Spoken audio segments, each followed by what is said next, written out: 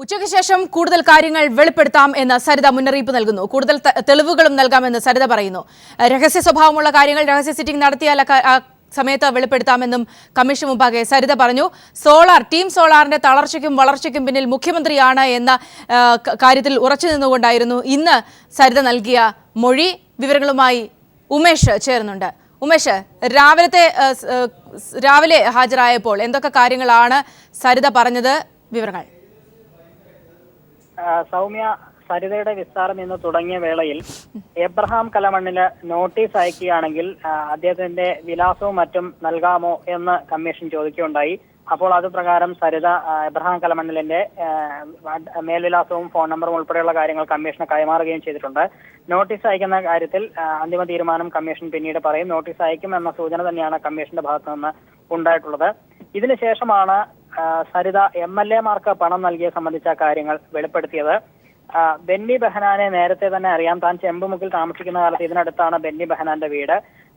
ആ സാഹചര്യത്തിൽ ആ വേളയിൽ 2012 നവംബറിൽ 5 ലക്ഷം രൂപ പാർട്ടി പ്രവർത്തന ഫണ്ടിലേക്കായി ബെന്നി ബെഹനാന് സംഭാവന നൽകിയിരുന്നു. ഇത് ഓഫീസ് രജിസ്റ്ററിൽ മാത്രമാണ് ഇത് സംബന്ധിച്ച് രേഖപ്പെടുത്തിയതിന് റെസീപ്റ്റ് ഇല്ല എന്നും സരിത പറയുകയുണ്ടായി. അതുപോലെ PC വിഷ്ണുനാഥ് MLA മാനവിക യാത്ര എന്ന പേരിൽ 2012 ഒക്ടോബറിൽ നടത്തിയ പരിപാടിക്ക് പ്രവർത്തന ഫണ്ട് ആവശ്യപ്പെട്ടിരുന്നു. ആ പറഞ്ഞ പ്രകാരം തന്നെ ഒക്ടോബർ 3-നും 7-നും ഇടയിൽ ഒറ്റപ്പാലത്ത് മാനവിക യാത്ര എത്തിയപ്പോൾ 1 ലക്ഷം രൂപ PC വിഷ്ണുനാഥന് കൊടുക്കുകയുണ്ടായി. ഇതിനുശേഷം പിന്നീട് മാനവിക യാത്ര എറണാകുളത്ത് എത്തിയപ്പോഴും 1 ലക്ഷം രൂപ താൻ PC വിഷ്ണുനാഥന് കൊടുത്തു എന്ന കാര്യം തന്നെയാണ് പറഞ്ഞിരിക്കുന്നത്. ഇന്നലെ ബാലകൃഷ്ണപിള്ള പറഞ്ഞിരുന്നു 5 ലക്ഷം രൂപ എറണാകുളത്ത് ഒരു MLA-ക്ക് സരിത നൽകിയിരുന്നു എന്ന്. അത് സംബന്ധിച്ച കാര്യങ്ങൾ ഇന്ന് വെളിപ്പെടുത്താമെന്നും സരിത പറയുകയുണ്ടായി. അതേ തുടർന്ന് തന്നെയാണ് സരിത ഇത് സംബന്ധിച്ച വ്യക്തത നൽകിയത്. 5 ലക്ഷം രൂപ ബെന്നി ബെഹനാനും 2 ലക്ഷം രൂപ PC വിഷ്ണുനാഥനും നൽകി എന്ന് തന്നെയാണ് സരിത പറഞ്ഞിരിക്കുന്നത്. ഇതിന് ശേഷമാണ് സരിത മറ്റൊരു കാര്യം പറഞ്ഞത്. അതായത് സാമ്പത്തിക ആരോപണങ്ങൾക്ക് പുറമെ മറ്റ് പല ആരോപണങ്ങളും തനിക്കെതിരെ വന്നിട്ടുണ്ട്. പ്രത്യേകിച്ച് മന്ത്രിമാരെ എല്ലാം ചേർത്ത് അത്തരത്തിലുള്ള ആരോപണങ്ങൾ വന്നിട്ടുണ്ട്. എന്നാൽ അത് സംബന്ധിച്ച് ഇപ്പോൾ കമ്മീഷനോട് പരസ്യമായി വെളിപ്പെടുത്താൻ മാനസികമായ ബുദ്ധിമുട്ടുണ്ട്. അതുപോലെ തന്നെ ജയിലിൽ വെച്ച് എഴുതിയ കത്ത് പൊതുരേഖയാക്കുന്നതിലും എതിർപ്പുണ്ട്. എന്നാൽ സരിതയ്ക്ക് ഇത് ഒരു രഹസ്യ സിറ്റിംഗ് നടത്തുകയാണെങ്കിൽ കമ്മീഷനുമായി സഹകരിക്കാൻ തയ്യാറാണ് എന്ന് സരിത അറിയിക്കുകയുണ്ടായി. അങ്ങനെയാണെങ്കിൽ രഹസ്യ സിറ്റിംഗ് എന്നതിന് പകരം ഒരു പറയാനുള്ള കാര്യങ്ങൾ ഒരു സീൽഡ് കവറിലാക്കി നൽകിയാൽ അങ്ങനെ അത്തരത്തിൽ തരാമോ എന്ന കമ്മീഷൻ ചോദിക്കുകയുണ്ടായി. അത് സംബന്ധിച്ച് അഭിഭാഷകനുമായി ആലോചിച്ച ശേഷം ഉച്ചയ്ക്ക് ശേഷം മറുപടി പറയാം എന്നാണ് സരിത അറിയിച്ചത്. ഇതിനുശേഷം കമ്മീഷന്റെ ചോദ്യങ്ങൾ ആരംഭിച്ചു. കമ്മീഷൻ പ്രധാനമായും ബിജു രാധാകൃഷ്ണൻ കമ്മീഷന് നൽകിയ മൊഴിയുമായി ബന്ധപ്പെട്ട കാര്യങ്ങളാണ് സരിതയോട് ചോദിച്ചത്. നേരത്തെ ബിജു രാധാകൃഷ്ണൻ കമ്മീഷനിൽ മൊഴി നൽകുമ്പോൾ താൻ കമ്മീഷൻ നൽകിയ മൊഴി സംബന്ധിച്ച് സരിതയോട് പറഞ്ഞിരുന്നു എന്ന് ബിജു രാധാകൃഷ്ണൻ പറഞ്ഞിരുന്നു. എന്നാൽ അത്തരത്തിൽ ഒരു കാര്യവും ബിജു തന്നോട് പറഞ്ഞിട്ടില്ല. ആ സമയത്ത് ഒരു ആശയവിനിമയം ഉണ്ടായിട്ടില്ല എന്ന് തന്നെയാണ് സരിത കമ്മീഷനെ അറിയിച്ചിരിക്കുന്നത്. ഇതിന് പുറമെ ബിജു രാധാകൃഷ്ണൻ ഉന്നയിച്ച പ്രധാനപ്പെട്ട ചില ആരോപണങ്ങളുണ്ട്. അത് പ്രത്യേകിച്ചും സോളാർ പദ്ധതികളുമായി ബന്ധപ്പെട്ട മുഖ്യമന്ത്രിക്ക് കോഴ നൽകിയതടക്കമുള്ള കാര്യങ്ങൾ ബിജു രാധാകൃഷ്ണൻ വെളിപ്പെടുത്തിയിരുന്നു. അത് പ്രധാനപ്പെട്ട 2 പദ്ധതികൾ, അതിലൊന്ന് കിൻഫ്രയുടെ ഭൂമി ഏറ്റെടുക്കുന്നതുമായി ബന്ധപ്പെട്ട് അവിടെ സോളാർ പദ്ധതി തുടങ്ങുന്നതുമായി ബന്ധപ്പെട്ട കാര്യമാണ്. ഇത് ശരിയാക്കാനായി മുഖ്യമന്ത്രിക്ക് 5 കോടി രൂപ കോഴ നൽകി. ഇതിനു പുറമെ ഈ പദ്ധതി പ്രാവർത്തികമായാൽ 100 കോടി രൂപയോളം ലാഭമുണ്ടാക്കാവുന്ന ഈ കമ്പനി പ്രാവർത്തികമായാൽ ഇതിന്റെ 40% കമ്മീഷൻ മുഖ്യമന്ത്രിക്കും 60% കമ്പനിക്കും എന്ന രീതിയിൽ ഒരു വ്യവസ്ഥയുണ്ടാക്കിയിരുന്നു എന്നും ബിജു രാധാകൃഷ്ണൻ പറഞ്ഞതായി കമ്മീഷൻ അറിയിച്ചിരുന്നു. എന്നാൽ ഇത് സംബന്ധിച്ച സരിത സ്ഥിരീകരിച്ച കാര്യം 5 കോടി നൽകിയതായി തനിക്ക് നേരിട്ട് അറിവില്ല. ഇക്കാര്യങ്ങളെല്ലാം ബിജു രാധാകൃഷ്ണൻ ഓഫീസിൽ അറിയിക്കുന്നതായി പറഞ്ഞതായി അറിയാമായിരുന്നു. അത്തരത്തിൽ താൻ നേരിട്ട് കേട്ടില്ലെങ്കിലും അത്തരത്തിൽ മുഖ്യമന്ത്രിക്ക് 5 കോടി കോഴ നൽകി എന്ന് ബിജു രാധാകൃഷ്ണൻ തന്റെ ഓഫീസിൽ പറഞ്ഞതായി അറിയാമെന്ന് സരിത പറഞ്ഞു. എന്നാൽ അതോടൊപ്പം 110 ഏക്കർ കിൻഫ്ര പാർക്കിന്റെ 110 ഏക്കർ ഈ പദ്ധതിക്കായി വിട്ടുകൊടുക്കാമെന്ന് മുഖ്യമന്ത്രി സമ്മതിച്ചിരുന്നതായി സരിത പറഞ്ഞിട്ടുണ്ട്. അതിന് സർക്കാർ ആവശ്യമായ സഹായങ്ങൾ നൽകാമെന്ന് മുഖ്യമന്ത്രി പറഞ്ഞു. ഇതിനു പുറമെ ടീം സോളാറിന്റെ വളർച്ചയ്ക്കും തളർച്ചയ്ക്കും കാരണം മുഖ്യമന്ത്രി തന്നെയാണ് എന്ന് ബിജു രാധാകൃഷ്ണൻ പറഞ്ഞിരുന്നു. അത് സരിതയും സ്ഥിരീകരിച്ചു. അത്തരത്തിൽ വളർച്ചയ്ക്കും തളർച്ചയ്ക്കും കാരണമായത് മുഖ്യമന്ത്രി തന്നെയാണ്. ഇതോടൊപ്പം മുഖ്യമന്ത്രി പറഞ്ഞതായ മറ്റൊരു കാര്യം, ചെറിയ പദ്ധതികൾ ഉപേക്ഷിച്ച് വൻകിട പദ്ധതികളിലേക്ക് ഇനി പ്രവേശിക്കണം, അതിനുവേണ്ട സഹായങ്ങൾ സർക്കാർ നൽകാം എന്ന് മുഖ്യമന്ത്രി ഉറപ്പ് നൽകിയതായി ബിജു രാധാകൃഷ്ണൻ പറഞ്ഞു. അക്കാര്യവും സരിത സ്ഥിരീകരിച്ചു. ഇത്തരത്തിൽ പ്രധാനപ്പെട്ട കാര്യങ്ങളെല്ലാം തന്നെ സരിത സ്ഥിരീകരിച്ചു. ഇപ്പോൾ KC വേണുഗോപാലുമായി ബന്ധപ്പെട്ട കാര്യങ്ങളാണ് പറയുന്നത്. പദ്ധതിക്ക് കേന്ദ്ര സഹായം ലഭ്യമാക്കുന്നതുമായി ബന്ധപ്പെട്ട് KC വേണുഗോപാലിനെ സരിത പോയി കണ്ടിരുന്നു. അദ്ദേഹത്തിന്റെ ഡൽഹിയിൽ വെച്ചുള്ള വസതിയിൽ സരിതയുമായി കൂടിക്കാഴ്ച നടത്തിയിരുന്നു എന്നതടക്കമുള്ള കാര്യങ്ങൾ ഇപ്പോൾ സരിതയെ കമ്മീഷൻ വായിച്ചു കേൾപ്പിച്ചു. ഇതിനെല്ലാം മറുപടി ഉച്ചയ്ക്ക് ശേഷം പറയാമെന്നാണ് സരിത അറിയിച്ചിരിക്കുന്നത്. ഇപ്പോൾ സരിതയ്ക്ക് പറയാനുള്ളതെല്ലാം അവസാനിച്ച ശേഷം കമ്മീഷൻ ചോദ്യങ്ങൾ ആരംഭിച്ചിരിക്കുകയാണ്. കമ്മീഷന്റെ ചോദ്യങ്ങൾ ഇനിയും ഉച്ചയ്ക്ക് ശേഷം 2-3 ചോദ്യങ്ങൾ ഉണ്ടാകുമെന്ന് കമ്മീഷൻ അറിയിച്ചിട്ടുണ്ട്. അപ്പോൾ കമ്മീഷൻ ഓരോ കാര്യങ്ങളും വളരെ വിശദമായി തന്നെയാണ് ചോദിക്കുന്നത്. അതിനുശേഷമാണ് സരിതയുടെ മറുപടി ഉണ്ടാകുന്നത്. എന്തായാലും ഇപ്പോൾ അതിനുശേഷം മാധ്യമങ്ങളോട് പറഞ്ഞപ്പോഴും സരിത ഇക്കാര്യങ്ങളെല്ലാം ആവർത്തിച്ചു. കമ്മീഷൻ പറഞ്ഞ കാര്യങ്ങൾ തന്നെ മാധ്യമങ്ങളോടും സരിത പറഞ്ഞു കഴിഞ്ഞു. തെളിവുകൾ ഹാജരാക്കുന്നത് സംബന്ധിച്ച കാര്യങ്ങളാണ്. ഇനിയിപ്പോൾ ശ്രീധരൻ നായരുമായുള്ള കൂടിക്കാഴ്ചയുടെ തെളിവുകളാണ് ഇനി പുറത്തു വരാനുള്ളത്. അത് ഹാജരാക്കുന്നത് സംബന്ധിച്ചാണ് സരിത പറഞ്ഞത്. തെളിവുകൾ തന്റെ പക്കലുണ്ട്. അത് ഹാജരാക്കുന്ന സമയവും സന്ദർഭവും എല്ലാം അഭിഭാഷകരുമായി ആലോചിച്ച ശേഷം നിയമപരമായി തന്നെയായിരിക്കും തെളിവുകൾ ഹാജരാക്കുക എന്ന് തന്നെയാണ് സരിത പറഞ്ഞിരിക്കുന്നത്. തെളിവുകൾ ഹാജരാക്കും എന്നതിന്റെ സൂചന തന്നെയാണ് സരിത നൽകിയിരിക്കുന്നത്. ഉച്ചയ്ക്ക് ശേഷം 2:30 വീണ്ടും സരിതയുടെ വിസ്താരം തുടരും. ഉമേഷ, ഒരു പക്ഷേ ഇവിടെ ബിജുവിന്റെ മൊഴി കൂടി താരതമ്യപ്പെടുത്തിക്കൊണ്ടുള്ള ചോദ്യങ്ങൾ കമ്മീഷൻ ചോദിച്ചിട്ടുണ്ട്. അതിൽ സുപ്രധാനമായുള്ളത് പണമിടപാടുകളെ കുറിച്ച് തന്നെയാണ്, ചില പദ്ധതികളുമായി സംബന്ധിച്ച ചർച്ചകളെ കുറിച്ചുമൊക്കെയാണ്. പക്ഷെ അത്തരം കാര്യങ്ങളെ കുറിച്ച് തനിക്ക് അറിയില്ല എന്നൊരു കാര്യമാണ് സരിത പറഞ്ഞിരിക്കുന്നത്.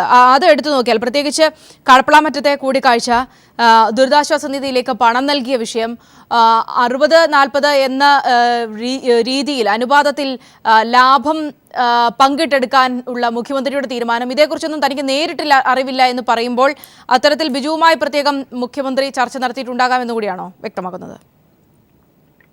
സരിത പറഞ്ഞത് ബിജു രാധാകൃഷ്ണൻ മുഖ്യമന്ത്രിയെ നേരിട്ട് കണ്ടത് ഒരു തവണ മാത്രം ആണ്. അതാണ് തനിക്ക് നേരിട്ടറിയാവുന്നത്. ബാക്കിയെല്ലാം ബിജു രാധാകൃഷ്ണൻ എത്തരത്തിൽ കണ്ടു എന്നത് സംബന്ധിച്ച് അറിയില്ല. എങ്കിലും ബിജു രാധാകൃഷ്ണൻ ഇത്തരത്തിൽ മുഖ്യമന്ത്രിയുമായി കൂടിക്കാഴ്ച നടത്തുകയും 5 കോടിയോളം രൂപ മുഖ്യമന്ത്രിക്ക് കൈമാറുകയും ചെയ്തു എന്നത് നേരിട്ടറിവില്ലെങ്കിലും ഓഫീസിൽ ഒരു പ്രത്യേക യോഗം ബിജു വിളിക്കുകയും മുഖ്യമന്ത്രിക്ക് പണം കൊടുത്ത ശേഷം ഓഫീസിൽ ഒരു യോഗം വിളിക്കുകയും ഇതിൽ രഹസ്യമായി ഇക്കാര്യങ്ങൾ പറയുകയും ചെയ്തു. ആ സമയം താൻ ഓഫീസിലുണ്ടായിരുന്നില്ല. പിന്നീട് അടുത്ത ദിവസം വന്നപ്പോൾ മറ്റ് സ്റ്റാഫുകളാണ് ഇക്കാര്യങ്ങൾ പറഞ്ഞത് എന്നാണ് സരിത പറഞ്ഞത്.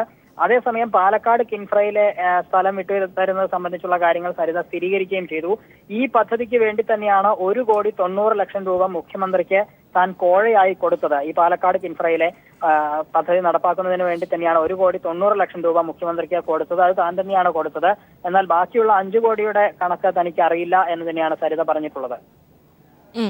അതോടൊപ്പം തന്നെ KC വേണുഗോപാലിന്റെ ബന്ധപ്പെട്ട കാര്യങ്ങൾ, അതിന്റെ ഡീറ്റെയിൽസ് ഉച്ചയ്ക്ക് ശേഷം പറയാമെന്നാണ് സരിത പറഞ്ഞിട്ടുള്ളത്. പക്ഷേ ഇത്തരം കാര്യങ്ങളിലൊക്കെ ഒരു വലിയൊരു സംശയം നിലനിൽക്കുന്നത്, സ്വാഭാവികമായും അവിടെ റിന്യൂവബിൾ എനർജി സബ്മിറ്റ് ഡൽഹിയിൽ നടക്കുന്നു. അതിന് സ്വാഭാവികമായും KC വേണുഗോപാലിന്റെ ഒക്കെ ഒരു സഹായം ലഭിച്ചിട്ടുണ്ടാകണം. അത്തരത്തിലുള്ള കാര്യങ്ങൾക്കുള്ള സാധ്യത ഏറെയാണ്. ഒരുപക്ഷെ ഇനി വരാനിരിക്കുന്ന വലിയ വെളിപ്പെടുത്തലുകൾ അതുമായി ബന്ധപ്പെട്ടൊക്കെ ആയിരിക്കുമോ? തീർച്ചയായും അത് തന്നെയായിരിക്കും. കാരണം സരിതയോട് ഇപ്പോൾ ബിജു പറഞ്ഞതായി കമ്മീഷൻ ചോദിച്ചത് അവസാന കാര്യം ഇത് തന്നെയാണ്. ഇത്തരത്തിൽ പദ്ധതികൾ തുടങ്ങുന്നതിന് കേന്ദ്ര സഹായം ആവശ്യമാണ്. പ്രത്യേകിച്ച് MNREയുടെ ചാനൽ പാർട്ട്ണർഷിപ്പും അതുപോലെ അനർട്ടിന്റെ എംപാനൽമെന്റും ആവശ്യമാണ്. ഇതിനായി കേന്ദ്ര ഗവൺമെന്റിന്റെ സഹായം വേണം. ഇതിന് KC വേണുഗോപാലിനെ കാണാനായി പോയി എന്നുള്ളത് തന്നെയാണ് പറഞ്ഞിട്ടുള്ളത്.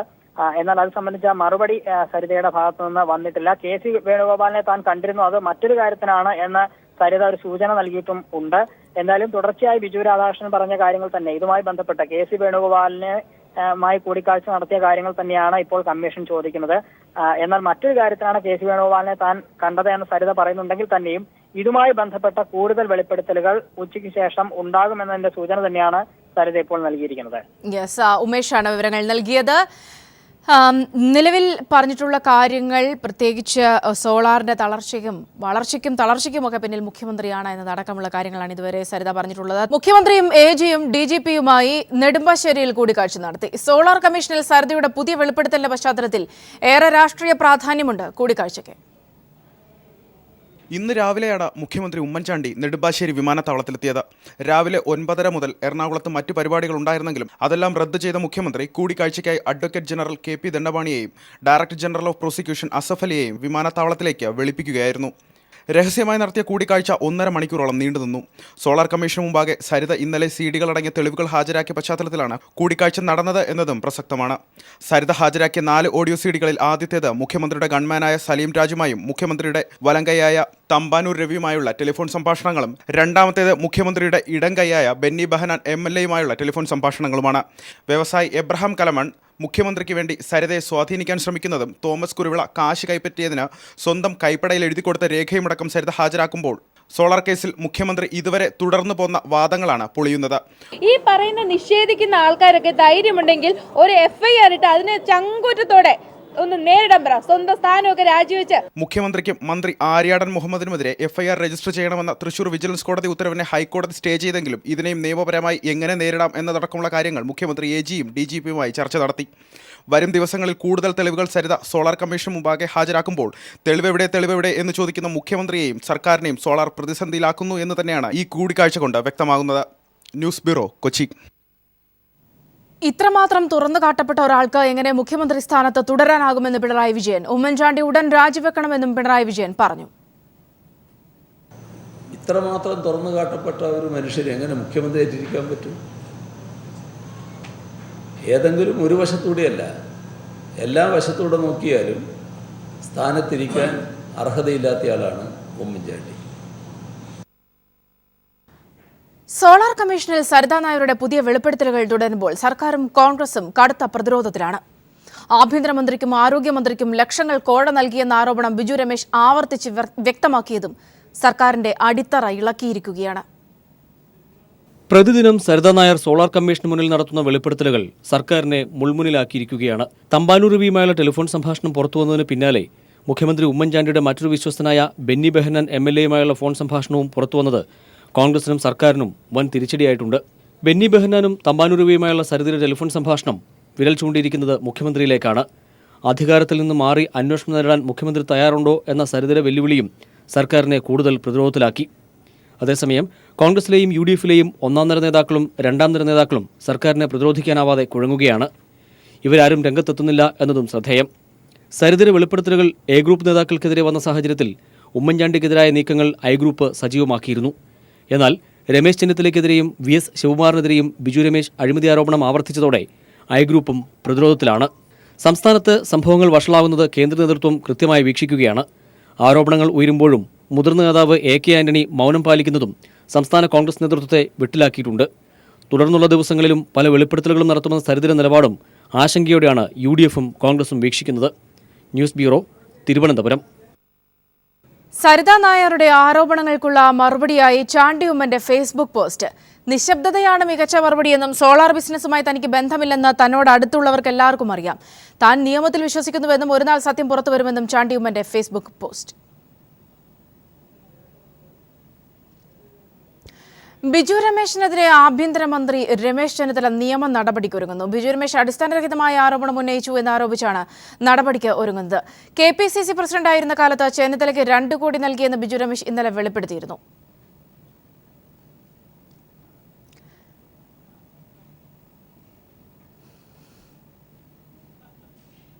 തിരുവനന്തപുരം വക്കത്ത് യുവാവിനെ അടിച്ചു കൊലപ്പെടുത്തിയ സംഭവത്തിൽ ഒരാൾ പോലീസ് പിടിയിൽ. വക്കം സ്വദേശി വിനായകനെയാണ് പോലീസ് കസ്റ്റഡിയിലെടുത്തത്. പ്രതികളായ മറ്റു 3 പേർക്ക് വേണ്ടിയുള്ള തെരച്ചിൽ പോലീസ് ഊർജിതമാക്കി. ആക്രമണ ദൃശ്യങ്ങൾ നാട്ടുകാരിലൊരാൾ മൊബൈലിൽ ചിത്രീകരിച്ചിരുന്നു. ഈ ചിത്രമാണ് പ്രതികളെ തിരിച്ചറിയാൻ പോലീസിന് സഹായകമായത്. വക്കം സ്വദേശി വിനായകാണ് പിടിയിലായ ഒരാൾ. മറ്റു 3 പേർക്ക് വേണ്ടിയുള്ള തെരച്ചിൽ പോലീസ് തുടരുകയാണ്. കടക്കാവൂർ സ്വദേശികളായ സതീഷ്, സന്തോഷ് എന്നിവരുടെ നേതൃത്വത്തിലായിരുന്നു ഷബീറിനെ കൊലപ്പെടുത്തിയത്. ഷബീറിന്റെ മൃതദേഹം പോസ്റ്റ്മോർട്ടത്തിന് ശേഷം ബന്ധുക്കൾക്ക് വിട്ടു നൽകും. ആക്രമണത്തിനിരയായ വക്കം പത്മാമന്ദിരത്തിൽ ഉണ്ണികൃഷ്ണൻ ചികിത്സയ്ക്ക് ശേഷം ആശുപത്രി വിട്ടു. 1 വർഷം മുൻപ് വക്കം ക്ഷേത്രോത്സവത്തിനിടെയുണ്ടായ തർക്കമാണ് കൊലപാതകത്തിൽ കലാശിച്ചത്. ആറ്റിങ്ങൽ DYSP പ്രതാപൻ നായരുടെ നേതൃത്വത്തിൽ പ്രത്യേക സംഘമാണ് അന്വേഷണം നടത്തുന്നത്. News bureau, Thiruvananthapuram. കതിരൂർ മനോജ് വധക്കേസിൽ CBI പ്രതി ചേർത്ത CPIM കണ്ണൂർ ജില്ലാ സെക്രട്ടറി P ജയരാജന്റെ അപ്പീൽ ഹർജി ഹൈക്കോടതി ഡിവിഷൻ ബെഞ്ച് ഫയലിൽ സ്വീകരിച്ചു. കേസുമായി ബന്ധപ്പെട്ട രേഖകൾ പരിശോധിക്കാനായി ലഭ്യമാക്കണമെന്ന് ജസ്റ്റിസുമാരായ KT ശങ്കരൻ, KP ജ്യോതിന്ദ്രനാഥ് എന്നിവരടങ്ങുന്ന ബെഞ്ച് CBIക്ക് നിർദ്ദേശം നൽകി. പ്രാഥമിക വാദത്തിനായി അപ്പീൽ ഹർജി തിങ്കളാഴ്ചത്തേക്ക് മാറ്റി. മുൻകൂർ ജാമ്യാപേക്ഷ തലശ്ശേരി സെഷൻസ് കോടതി നിരസിച്ചതിനെ തുടർന്നായിരുന്നു P ജയരാജൻ ഹൈക്കോടതിയെ സമീപിച്ചത്. ജയരാജന്റെ അപ്പീൽ ഹർജി ഫയലിൽ സ്വീകരിച്ച ഡിവിഷൻ ബെഞ്ച് തിങ്കളാഴ്ച മുതൽ വാദം കേട്ടു തുടങ്ങും. തന്നെ പ്രതി ചേർത്തത് രാഷ്ട്രീയ ഇടപെടൽ മൂലമാണെന്നും കേന്ദ്ര സംസ്ഥാന ഭരണകക്ഷികളുടെ സമ്മർദ്ദമാണ് ഇതിന് പിന്നിലെന്നും അപ്പീൽ ഹർജിയിൽ ചൂണ്ടിക്കാട്ടുന്നുണ്ട്. തെരഞ്ഞെടുപ്പ് മുന്നിൽ കണ്ട് രാഷ്ട്രീയ എതിരാളികൾ പ്രതിപ്പട്ടികയിൽ ഉൾപ്പെടുത്തിയത് തന്റെയും തന്റെ പാർട്ടിയായ CPIM-ന്റെയും സൽപ്പേര് കളങ്കപ്പെടുത്താനാണെന്നും ഹർജിയിൽ വ്യക്തമാക്കുന്നു. ഒരു കൂട്ടം RSS BJP പ്രവർത്തകർ ഈ കേസിലെ ഒന്നാം പ്രതിയായ ശശിധരന്റെ നേതൃത്വത്തിൽ 1999 തന്റെ വീട്ടിൽ കടന്നുകയറി അതിക്രൂരമായി മർദ്ദിച്ചു. 50-ലധികം മുറിവുകൾ ഏറ്റെങ്കിലും തക്ക സമയത്ത് ചികിത്സ ലഭിച്ചതിനാൽ ജീവൻ രക്ഷപ്പെട്ടു. വികലാംഗനായാണ് ജീവിക്കുന്നത്. 1997 മുതൽ പോലീസ് സംരക്ഷണം ഏർപ്പെടുത്തിയിട്ടുണ്ട്.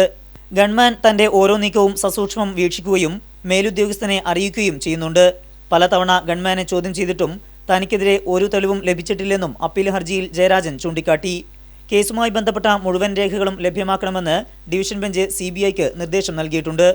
ജസ്റ്റിസുമാരായ KT ശങ്കരൻ, KP ജ്യോതീന്ദ്രനാഥ് എന്നിവരടങ്ങുന്ന ബെഞ്ചാണ് വാദം കേൾക്കുക.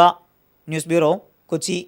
പ്രധാനമന്ത്രി നരേന്ദ്രമോദി കോഴിക്കോട്ടെത്തി. സ്വപ്നനഗരിയിൽ നടക്കുന്ന ഗ്ലോബൽ ആയുർവേദ ഫെസ്റ്റിൽ പങ്കെടുക്കാനായാണ് പ്രധാനമന്ത്രി എത്തിയത്.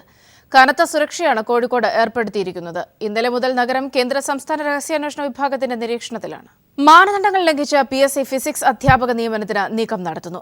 ഇതിനായി നടത്തിയ പരീക്ഷയുടെ 19 ചോദ്യങ്ങൾ റദ്ദാക്കിയ നടപടി നേരത്തെ വിവാദമായിരുന്നു. ഈ പരീക്ഷ പുനഃപരിശോധിക്കാതെയാണ് UGC മാനദണ്ഡങ്ങൾ പോലും ലംഘിച്ച് അതിൽ നിന്നുള്ളവർക്ക് നിയമനം നൽകാൻ ഒരുങ്ങുന്നത്. UGCയുടെ മാനദണ്ഡങ്ങൾ ലംഘിച്ചാണ് PSC ഫിസിക്സ് അധ്യാപക നിയമനത്തിന് നിലവിൽ നീക്കം നടത്തുന്നത്. അധ്യാപക നിയമനത്തിന് നെറ്റ് യോഗ്യതയും അതല്ലെങ്കിൽ UGCയുടെ 11 മാനദണ്ഡങ്ങൾ അനുസരിച്ചുള്ള PhD നേടിയിട്ടുള്ളവരെയുമാണ് പരിഗണിക്കേണ്ടത്. എന്നാൽ ഇതൊന്നും പരിശോധിക്കാതെയാണ് PSCയുടെ ദ്രുതഗതിയിലെ നിയമന നീക്കം. 2014 ഓഗസ്റ്റ് 8-നായിരുന്നു ഫിസിക്സ് അധ്യാപക നിയമനത്തിനായി സംസ്ഥാനത്ത് പരീക്ഷ നടത്തിയത്. ഒരു വർഷത്തിനു ശേഷം ഇറങ്ങിയ ഉത്തരസൂചികയിൽ അപാകതകളുടെ പേരിൽ 19 ചോദ്യങ്ങൾ റദ്ദാക്കിയിരുന്നു. 100 ചോദ്യങ്ങളിൽ 70 ഫിസിക്സിൽ നിന്നും 30 ചോദ്യങ്ങൾ പൊതുവിജ്ഞാനത്തിൽ നിന്നുമായിരുന്നു. അതേസമയം റദ്ദാക്കിയതിൽ 18 ചോദ്യങ്ങളും ഫിസിക്സിൽ നിന്നുള്ളതായിരുന്നു. മതിയായ കാരണങ്ങളില്ലാതെയാണ് ചോദ്യങ്ങൾ റദ്ദാക്കിയതെന്ന പരാതിയും അന്നേ ഉയർന്നിരുന്നു. ഈ പരീക്ഷ റദ്ദാക്കുന്നതിനു പകരം ഷോർട്ട് ലിസ്റ്റ് തയ്യാറാക്കി തുടർ നടപടികളുമായി മുന്നോട്ടു പോകുകയാണ് PSC ചെയ്തത്. ഇഷ്ടക്കാരിൽ ചിലരെ തിരികെ കയറ്റാനാണ് PSCയുടെ നീക്കമെന്ന ആക്ഷേപവും ഇതിനോടകം തന്നെ ഉയർന്നു കഴിഞ്ഞു. PSC ചെയർമാൻ MP MLA എന്നിവർക്ക് പരാതി നൽകി കാത്തിരിക്കുകയാണ് UGCയുടെ ഉദ്യോഗാർത്ഥി കൂട്ടായ്മ. News bureau, Thiruvananthapuram. പിണറായി വിജയൻ നയിക്കുന്ന നവകേരള മാർച്ച് എറണാകുളം ജില്ലയിൽ അങ്കമാലിയിൽ ജാഥക ഉജ്ജ്വല വരവേൽപ്പ്. വിവരങ്ങളുമായി സാലിഹ് മുഹമ്മദ് ചേരുന്നുണ്ട്. സാലി, എറണാകുളത്ത് ഇന്ന് ഏതൊക്കെ കേന്ദ്രങ്ങളിലാണ് ജാഥയ്ക്ക് സ്വീകരണം നൽകുക? മറ്റു വിവരങ്ങൾ. സൗമ്യ, എറണാകുളം ജില്ലാ അതിർത്തിയായ കറുകുറ്റിയിൽ രാവിലെ 11:30യോടെയാണ് ജാഥ എത്തിയത്. വലിയ വരവേൽപ്പാണ് ജില്ലാ അതിർത്തിയിൽ ലഭിച്ചത്. CPM കേന്ദ്ര കമ്മിറ്റി അംഗം MC ജോസഫൈൻ, ജില്ലാ സെക്രട്ടറി P രാജീവ്, സംസ്ഥാന സമിതി അംഗങ്ങളായ CN മോഹനൻ, ദിനേശ് മണി, K ചന്ദ്രൻപിള്ള, MM ലോറൻസ് എന്നീ നേതാക്കളുടെ നേതൃത്വത്തിൽ ആയിരക്കണക്കിന് പ്രവർത്തകർ ചേർന്ന ജാഥയെ വരവേറ്റ് ജില്ലയിലേക്ക് ആനയിക്കുകയായിരുന്നു. ജാഥ ആദ്യ സ്വീകരണ കേന്ദ്രം അങ്കമാലിയിൽ എത്തിയപ്പോൾ കടുത്ത ഉച്ചവെയിലിനെ അവഗണിച്ചും ആയിരങ്ങളാണ് പിണറായിയെ കാണാനും പ്രസംഗം കേൾക്കാനും സ്വീകരിക്കാനും ഒക്കെയായി എത്തിയിരുന്നത്. മാത്രമല്ല, ഈ പ്രദേശം ഒന്നാകെ ചെന്തോരണങ്ങളും ചെമ്പതാകളും ഒക്കെ കൊണ്ട് ചെമ്പട്ടണിഞ്ഞ ഒരു നഗരമായി അങ്കമാലി മാറിയിട്ടുണ്ട്. ഏതായാലും വലിയ സ്വീകരണമാണ് അങ്കമാലിയിൽ ലഭിച്ചത്. പുതിയ വെളിപ്പെടുത്തലുകളൊക്കെ പുറത്തു വരുന്ന സാഹചര്യത്തിൽ സോളാറുമായി ബന്ധപ്പെട്ട് മുഖ്യമന്ത്രിക്കെതിരെയും കോൺഗ്രസ് നേതൃത്വത്തിനെതിരെയും നിശിത വിമർശനം ഉയർത്തുന്നതായിരുന്നു പിണറായിയുടെ പ്രസംഗം. ഓരോ ദിവസവും പുറത്തു വരുന്ന വാർത്തകളും അതിനോട് കോൺഗ്രസ് അഖിലേന്ത്യാ നേതൃത്വം സ്വീകരിക്കുന്ന നിലപാടും വ്യക്തമാക്കുന്നത് കോൺഗ്രസിന്റെ ജീർണിച്ച മുഖമാണ് എന്നാണ് പിണറായി പറഞ്ഞത്. ഇനി അടുത്ത സ്വീകരണ കേന്ദ്രം പറവൂരാണ്. പറവൂരിൽ ഏതാണ്ട് 4 മണിയോടുകൂടി ജാഥ എത്തിച്ചേരും. ഇന്ന് നവകേരള മാർച്ചിന്റെ 19ാം ദിന പര്യടനമാണ്. ഇന്നലെ തൃശൂർ ജില്ലയിൽ പര്യടനം പൂർത്തിയാക്കി ഇന്ന് രാവിലെ എറണാകുളം ജില്ലയിലേക്ക് പ്രവേശിക്കുകയായിരുന്നു. രാവിലെ ചാലക്കുടിക്കടുത്ത് ചിറങ്ങരയിലെ ലെപ്രസി ഹോസ്പിറ്റൽ, കുഷ്ഠരോഗ ആശുപത്രി പിണറായി സന്ദർശിച്ചിരുന്നു. തുടർന്ന് കൊരട്ടിയിൽ സാം എന്നൊരു DYFI പ്രവർത്തകന്റെ അദ്ദേഹം മരണാനന്തരം അവയവം ദാനം ചെയ്തിരുന്നു. ആ വീട്ടിലെത്തി അദ്ദേഹത്തിന്റെ കുടുംബാംഗങ്ങളെയൊക്കെ കാണുകയും ഒക്കെ ചെയ്തു. അതിനുശേഷമാണ് സ്വീകരണ പരിപാടികളിലേക്ക് കടന്നത്. ഉച്ചയ്ക്ക് ശേഷം അടുത്ത സ്വീകരണ പരിപാടിയിൽ എത്തുന്നതിന് മുമ്പ് തന്നെ പള്ളിയാക്കൽ സഹകരണ ബാങ്കിന്റെ ജൈവ കൃഷിത്തോട്ടം പിണറായി സന്ദർശിക്കുന്നുണ്ട്. ഏതാണ്ട് 4 മണിയോടുകൂടി അടുത്ത സ്വീകരണ കേന്ദ്രമായ പറവൂരിൽ പിണറായി എത്തിച്ചേരും.